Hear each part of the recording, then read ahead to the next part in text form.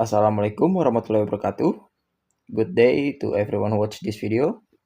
My name is Muhammad Bahtiar and today I will complete my sociolinguistic final term by presenting about 4 topics. Without further ado, let's start the video. Here are the outline of this presentation. The 4 topics that I choose are style, context, register, and speech act. First, style. What is style? Style refers to the variation in language that reflects changes in situational factors, such as addressee or who you are talking to, for example, friends, boss, parents, etc. The next is setting or where the conversation takes place, for example, in the park, in the courtroom, or in the beach. Last but not least is task or topic, or what the conversation is about, for example, a job or a plan. Example of style difference. First, we have informal. Informal usually takes place in a casual conversation to a friend. For example, where were you last night, bro? Is a form of informal conversation. Next is formal.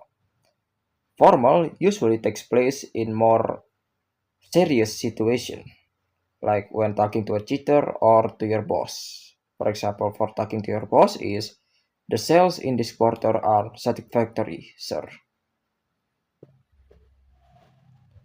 Factors influencing style. We have a couple of factors influencing style. The first is addressee. Your language becomes more formal or polite depending on whether you're talking to a friend, an elder, a stranger, or a boss. Next is age. Adults often speak differently to children using simpler words. Next is social background. Language changes when addressing someone of higher or lower status, like how doctors talk to patients versus how doctors talk to other doctors. Next, we have context. What is context? Context includes the setting, social roles, and cultural background in which communication occurs. It helps determine which style is appropriate. For example, in formal settings like a business meeting, people use more respectful titles and formal speech. A radio announcer adapts their speech depending on the type of program and audience, and in Javanese culture, social class influences how one addresses others. Function of context. Context have a couple of functions. The first is it guides formality level in conversation. Formal for boss and informal for friends, for example. Next, it affects language choices based on roles, like how a teacher talks to their students, etc. Last but not least, it influences topic-related styles, formal for serious topic and casual for friendly chats. Next in the presentation, we have register. What is register? Registers refer to the specialized or technical language used by a specific group of people, often related to their profession or activity. Register is less about formality and more about vocabulary and structure tied to specific domains. Here are the example of register. In medical register, we have something like symptom, diagnosis, and postnatal syndrome. In legal registers, we have formal phrases and structured documents. And in sport register, we have fast-paced, expressive commentary. Next, we will explain about speech act.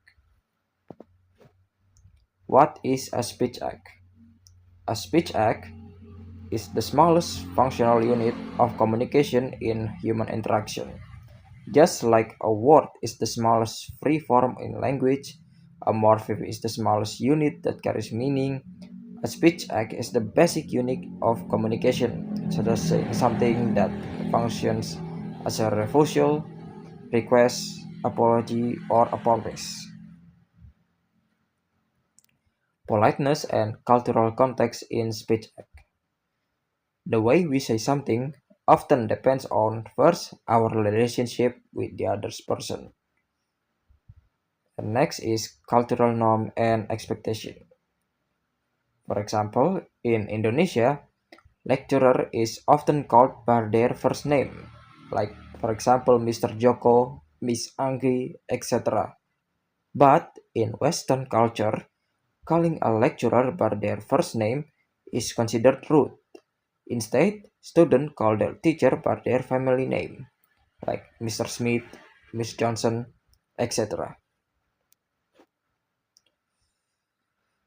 Here are the ends of our presentation. Thank you for your attention. Wassalamualaikum warahmatullahi wabarakatuh.